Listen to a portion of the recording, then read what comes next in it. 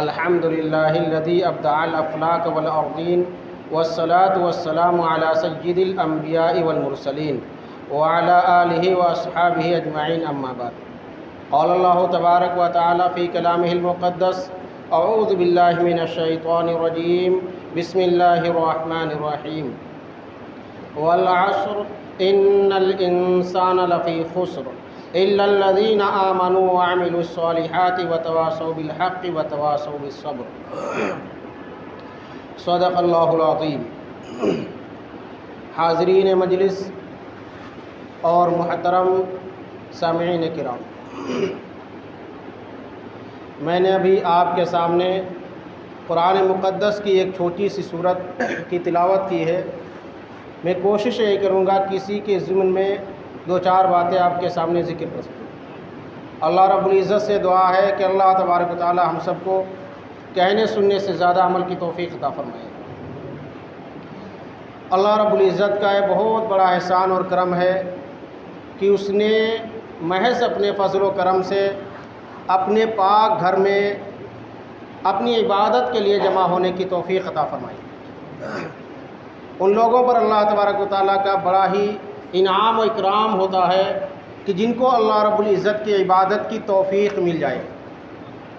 یہ بڑے ہی خوش قسمت لوگ ہوتے ہیں جن کو اللہ رب العزت کی عبادت، اس کے ذکر کی توفیق مل جاتی ہے۔ حالانکہ ہم اور آپ یہ سمجھتے ہیں کہ اللہ کا انعام و اکرام، اللہ کی نوازشات اور نعمتیں ان پر ہیں جن کے پاس مال و دولت ہے، جن کے پاس جائیداد ہے، سونے چاندی کے ڈھیر ہیں، یا سیاست میں ان کا کوئی حصہ ہے، یا وہ کسی عہدے پر فائز ہے۔ حالانکہ اللہ رب العزت کا احسان، اس کی نوازشات اس شخص پر ہوتی ہیں جس کو اللہ کی عبادت کی توفیق مل جائے۔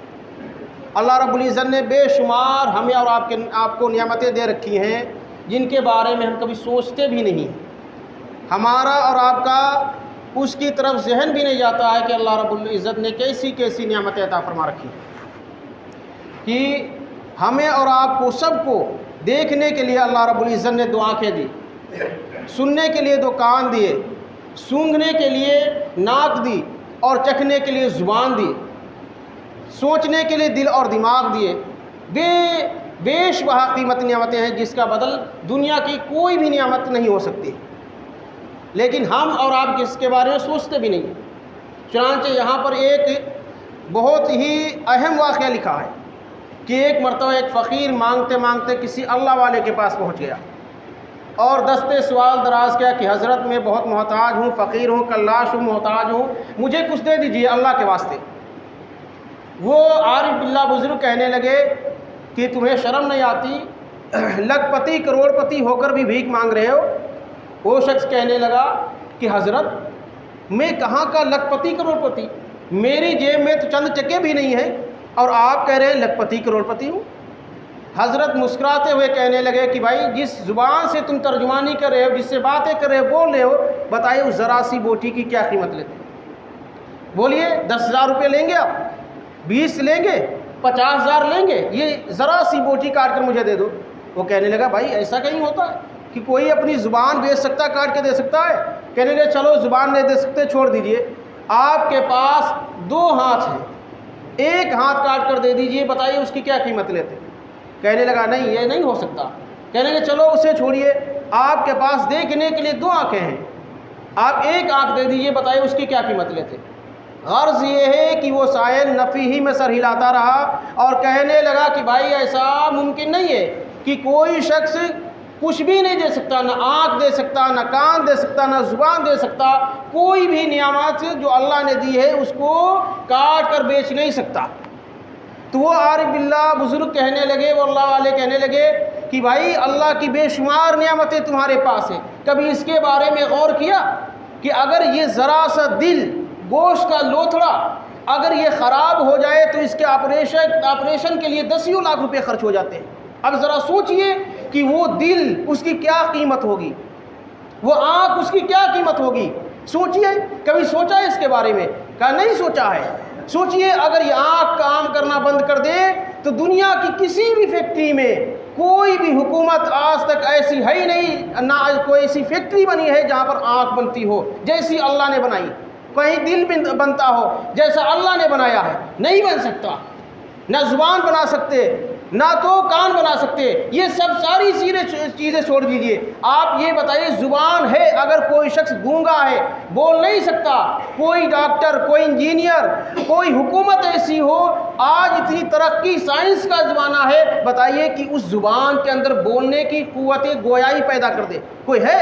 نہیں ہے۔ اگر کان بہرے ہیں پیدائشی طور پر تو بتائیے آج تک کوئی ایسا ڈاکٹر ہے جس نے ان کانوں کے اندر سماعت رکھ دی ہو؟ نہیں ہے۔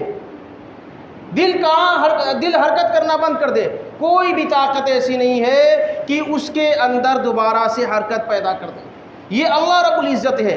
تو کہنے کا مطلب یہ ہے کہ اس اللہ والے نے ان کو آئینہ دکھایا کہ بھائی تم بھیک مانگتے ہو، چند ٹکوں کے لیے دوسروں کے سامنے ہاتھ پھیلا رہے ہو، دراز کر رہے ہو، اللہ نے اتنی قیمتی چیزیں بغیر مانگے دی ہیں، کیا کبھی تم نے ان کا شکر ادا کیا؟ نہیں کیا۔ تو بات یہ ہے، وجہ کیا ہے؟ وجہ یہ ہے کہ ہمارے اور آپ کے پاس دو معیار ہیں، ایک ہم سمجھتے ہیں، ایک ہمارا انسانوں کو بنایا ہوا قانون ہے، معیار ہے کہ اس میں ہم سمجھتے ہیں کامیابی، کہ اگر کسی کے پاس جائیداد ہو، مال و دولت ہو، سونے چاندی کے انبار ہو، رہنے کے لیے فلک بوس عمارتیں ہوں، سفر کے لیے تیز رفتار گاڑیاں ہوں، عمدہ غذائیں ہوں، پہننے کے لیے عمدہ لباسات ہوں، سمجھتے ہیں یہ شخص بڑا کامیاب ہے، بڑا کامیاب ہے۔ ارے اسے سینکڑوں لوگ سلام کرتے ہیں بھائی، اس کے سامنے ہاتھ جوڑتے ہیں، ارے بھائی وہ تو بڑا کامیاب شخص ہے۔ یہ ہمارا اور آپ کا اصول بنایا ہوا ہے۔ اس کے برخلاف اگر غریب ہے، مفلس ہے، قلاش ہے، درہم و دینار نہیں ہے، رہنے کے لیے جھوپڑی ہے، کھانے کے لیے عمدہ غذائیں نہیں ہیں، سفر کے لیے تیز رفتار عمدہ گاڑیاں نہیں ہیں، تو کیا سمجھتے ہیں کہ یہ گرا ہوا انسان ہے، یہ بالکل ناکام ہے، اللہ اس سے ناراض ہے، ہاں تبھی اس کو یہ چیزیں نہیں دی۔ نہیں، غلط ہے۔ اللہ کے رسول صلی اللہ علیہ وسلم فرماتے ہیں کہ یہ غریب شخص کل قیامت میں ہلکا ہوگا، یعنی بہت جلدی اس کا حساب و کتاب ہو جائے گا اور یہ جنت میں جلدی سے چلا جائے گا۔ جس کے پاس جتنی چیزیں اللہ نے دی ہیں اتنا ہی زیادہ اس کا لمبا حساب و کتاب ہوگا۔ تو یہ انسانوں کا معیار ہے۔ دوسرا کیا ہے؟ اللہ رب العزت نے ایک معیار بنایا ہے، وہ کیا ہے؟ اللہ رب العزت کا معیار ہے کہ والعصر ان الانسان لفی خسر، کہ تمام انسان ٹوٹے اور خسارے میں ہیں، سبھی نقصان اٹھانے والے ہیں، جی خسارے میں جا رہے ہیں۔ الا الذین آمنوا وعملوا الصالحات، ہاں سوائے ان لوگوں کے جو ایمان لائے اور ایمان لانے کے ساتھ ساتھ عمل صالح بھی کیا۔ یہ نہیں خود ایمان لائے عمل صالح نہیں کرا، ایمان ہے نیک اعمال نہیں کرتا ہے، گناہ میں ہے، تو وہ کیا ہے؟ ایمان کی بدولت اگر ایمان پر خاتمہ ہوا ہے، حدیث میں ہے، تو وہ جنت میں تو جائے گا، لیکن اپنے اعمال سیئہ کی سزا بھگتنے کے بعد جائے گا۔ برے اعمال کیے ہیں، ہاں گناہ کیے ہیں، اس کی سزا بھگتے گا پھر جائے گا، کیونکہ سید الکونین علیہ السلام نے ارشاد فرمایا من قال لا الہ الا اللہ مخلصا قلبہ یدخل فی الجنہ، کہ جو شخص کیا ہے جس نے کلمہ طیبہ پڑھا لا الہ الا اللہ صدق دل سے، سچے دل سے، تو وہ جنت میں داخل ہوگا۔ ہاں اگر اس نے برے اعمال کیے ہیں تو اس کی سزا بھگتنے کے بعد داخل ہوگا اگرچہ، لیکن داخل ہوگا ضرور اگر اس نے شرک پر اس کا خاتمہ نہیں ہوا۔ تو فرمایا الا الذین آمنوا، سب سے پہلی نجات کی کامیابی کی شرط کیا ہے؟ ایمان والا ہونا چاہیے۔ اس کے آگے اللہ رب العزت فرماتے ہیں کہ الا الذین آمنوا وعملوا الصالحات، نیک اعمال کرتا ہو، کہ نیک عمل گناہوں سے بچتا ہو۔ جن چیزیں گناہ کسے کہتے ہیں؟ کہ اللہ رب العزت جن سے منع کر رہا، جی تقوی اسی کہتے ہیں کہ فاتقی ما نہی اللہ، کہ جن چیزوں سے اللہ نے منع کیا بھائی ان سے سب سے باز رہنا، یہی ہے، یہی اللہ کا منشا ہے۔ اسی لیے اللہ رب العزت نے کم و بیش 1,24,000 انبیاء کرام کو بھیجا، اسی لیے اللہ نے کتابیں نازل فرمائی کہ جائے کہ ہمارے بندوں کو بتائیے جا کے کہ اللہ کا منشا کیا ہے، اللہ کی مرضی کیا ہے، ان کو بتاؤ، میرا پیغام، میرا میسج پہنچاؤ جا کے کہ اللہ کیا چاہتا ہے، کن چیزوں کے کرنے سے اللہ خوش ہوگا اور کن چیزوں کے کرنے سے اللہ ناراض ہوگا۔ تو یہ ہے، فرمایا کہ ایمان لائے، نیک اعمال کریں، وتواصوا بالحق وتواصوا بالصبر۔ تیسری شرط بتائی کہ خود اعمال کر کے خاموش بیٹھ جانا نہیں ہے، بلکہ اس کے ساتھ آگے کیا کرنا ہے؟ ایک عمل اور کرنا ہے، اپنی مسلمان بھائیوں کی فکر کر رہا ہے کہ وہ گناہ کر رہا ہے تو گناہ سے کس طرح بچ جائے، بھائی وہ نیک کام کرنے والا کس طرح بنے گا، اس کی فکر کرنی ہے، اسے سمجھانا ہے، اسے دعوت دینا ہے کہ بھائی نماز پڑھنا ہے، روزہ رکھنا ہے، زکوٰۃ دینا ہے، حج کرنا ہے، نیک کاموں کی تلاوت قرآن کرنا ہے، ذکر کرنا ہے، اس کی دعوت دینا ہے، اور برائیوں سے اسے روکنا ہے۔ اسے کیا ہے، وَتَوَاصَوْا بِالْحَقِّ وَتَوَاصَوْا بِالصَّبْرِ، کہ ہاں اسے کیا ہے، حق بات کی تلقین کرنا ہے، صبر کی تلقین کرنا ہے۔ چنانچہ ایک واقعہ لکھا، آپ نے پڑھا ہوگا، بہت سارے کتابیں لکھی ہیں اس پہ، اور بہت سارے علماء سے آپ نے سنا بھی ہوگا کہ بنی اسرائیل میں جب برائی عام ہوئی تو کچھ لوگوں نے بنی اسرائیل کو منع کیا کہ ہفتے کے دن شکار کرنا منع ہے۔ تین جماعتیں ہو گئی، ایک جماعت نے منع کیا جی، دوسری نے کہا ہم سے ان سے کوئی تعلق نہیں، تیسری تو گناہ کر ہی رہی تھی۔ اللہ کا جب عذاب آیا تو مفسرین کرام نے لکھا ہے، مورخین عظام نے لکھا ہے کہ دو گروہ چپیٹ میں آ گئے، جو لوگ خود گناہ کرتے تھے وہ بھی گئے، اور جو لوگ منع نہیں کرتے تھے، کہتے تھے میرا ان سے کوئی تعلق نہیں، ہم تو اپنا کام کریں، اللہ اللہ کر رہے ہیں، ہم سے ان سے کوئی تعلق نہیں، وہ بھی چپیٹ میں گئے۔ تو بچے کون لوگ؟ وہی لوگ بچے جو لوگ نیک اعمال کرنے کے ساتھ دوسروں کی بھی فکر کرتے تھے، ان کو منع کرتے تھے۔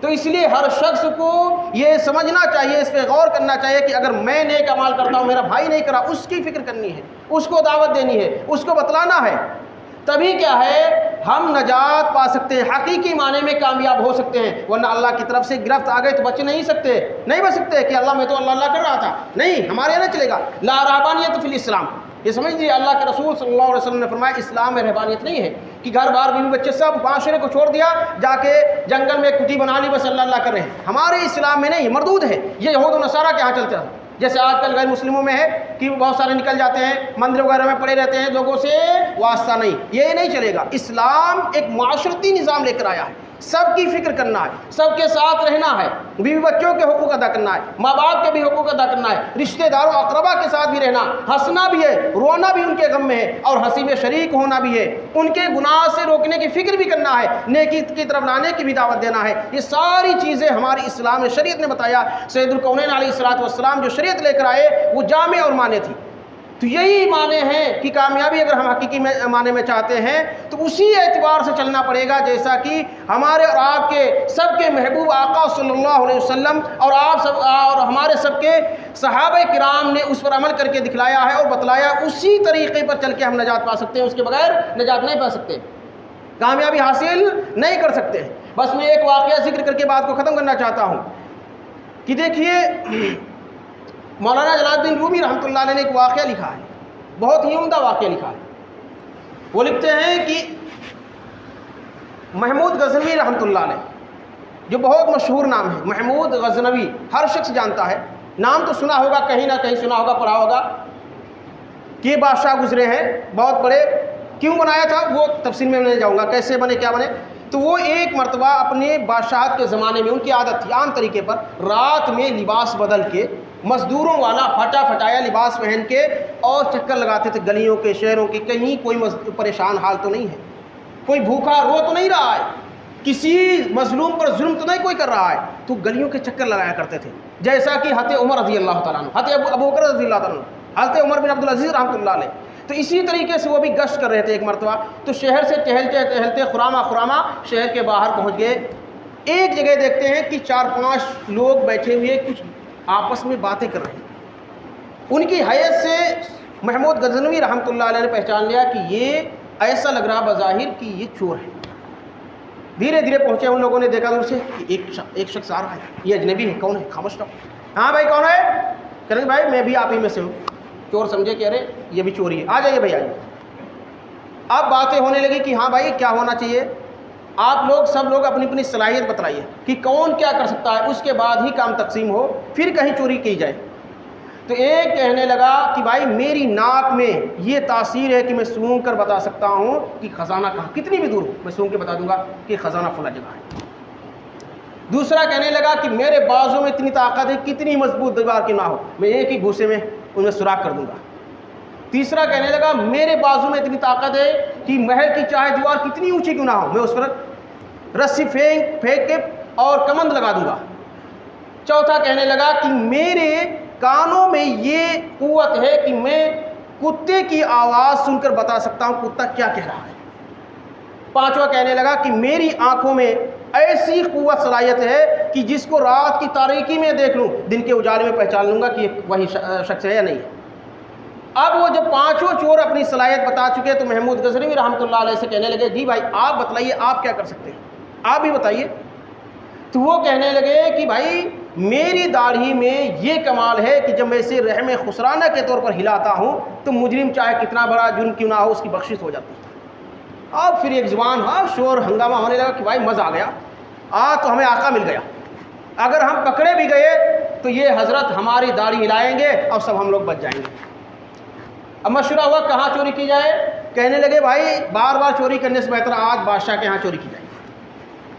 بادشاہ ساتھ میں بیٹھا، بادشاہ سے کہہ رہے ہیں کہ آج بادشاہ کے ہاں ہی چوری کی جائے گی، روز روز چوری کرنے سے بہتر ہے آج چوری کرو، آج چوری کی تمام صلاحیتیں موجود ہیں، اگر پکڑے بھی گئے بالفرض والمحال، حالانکہ پکڑے جانا ممکن نہیں مگر پکڑے بھی گئے تو ان سے کہیں گے داڑھی ہلاؤ بھائی اور ہم سب بچ جائیں گے۔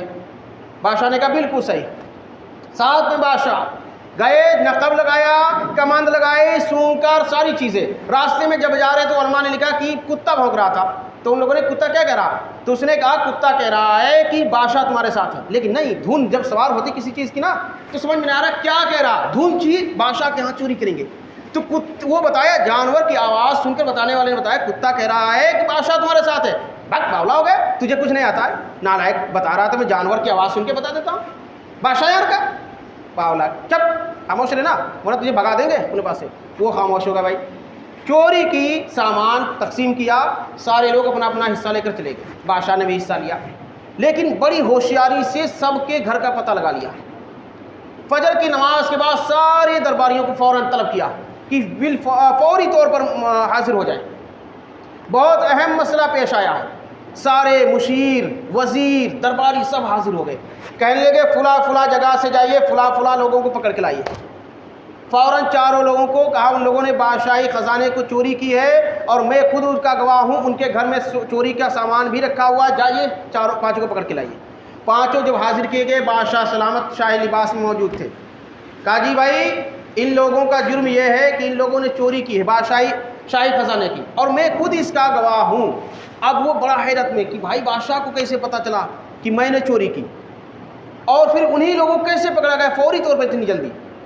اس میں وہ شخص تھا جس نے کہا تھا کہ رات میں دیکھ کر میں پہچان لیتا ہوں کہ دن میں بتا سکتا ہوں کون تھا اندھیرے میں۔ تو کہنے لگا ارے یہ تو بادشاہ سلامت ہے، یہ تو وہی صاحب ہیں جو رات میں پھٹے پرانے کپڑے پہن کر گھوم رہے تھے، یہ تو بادشاہ سلامت ہے۔ اب کیا ہوا، سب رونے لگے کہ بادشاہ سلامت، ہم سب نے، آپ نے وعدہ کیا تھا کہ ہماری داڑھی میں کمال ہے کہ جب اس کو رحم خسرانہ کے طور پر ہلاتے ہیں تو مجرم کی جان بچ جاتی ہے، آج ہم سب کی جان پر آئی ہے، پھانسی پر ہم سب لٹکنے والے ہیں، ہم سب نے اپنا وعدہ پورا کیا، اب آپ کی باری ہے، آپ بھی وعدہ پورا کیجئے۔ بادشاہ مسکرایا اور کہنے لگا چلو وعدے کے مطابق ان سب کو چھوڑ دیا جائے، ٹھیک ہے، لیکن آئندہ کے لیے کبھی بخشا نہیں جائے گا کسی مجرم کو۔ تو وہاں پر لکھا ہے علامہ جلال الدین سیوطی رومی رحمۃ اللہ علیہ نے کہ دیکھو بات یہ ہے، یہ واقعہ اس لیے نقل کیا ہے کہ جس آنکھ نے اللہ کی معرفت پہچان لی، اللہ کیا ہے، کیا چاہتا ہے، رسول کا منشا کیا تھا، کیوں اللہ نے رسولوں کو قرآن کو نازل کیا، اگر اس نے پہچان لیا دنیا میں آنے کا منشا تو وہ شخص قیامت میں بچ جائے گا، اور جس نے اس منشے کو نہیں پہچانا اور یوں ہی لاؤبالی میں زندگی گزار دی، منمانی زندگی گزاری جیسے غیر گزارتے ہیں، اللہ کے اصول ضوابط کی پابندی نہیں کی، تو ایسی صورت میں جس طرح ان لوگوں کے لیے وعید ہے کہ جہنم میں جلیں گے، کوئی وعید نہیں کہ ہمارے حق میں بھی وعید آ جائے۔ اس لیے اللہ رب العزت سے دعا ہے آخر میں کہ اللہ تبارک تعالی ہم سب کو کہنے سننے سے زیادہ عمل کی توفیق عطا فرمائے۔ وآخر دعوانا الحمدللہ رب العالمین۔